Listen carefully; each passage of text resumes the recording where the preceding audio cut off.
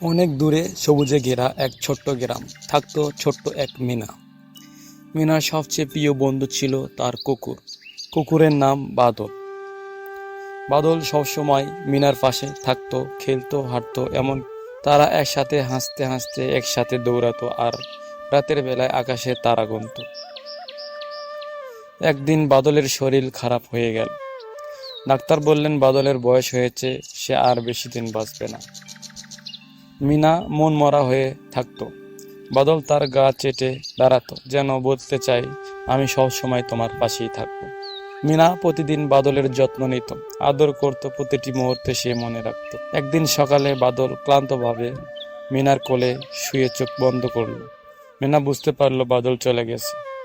বাদলকে হারিয়ে মিনা খুব একা লাগতো, কিন্তু সে বুঝতে পারলো ভালোবাসা কখনো শেষ হয় না। বাদলের ভালোবাসা মিনাকে শিখিয়েছিল কিভাবে ভালোবাসতে হয়।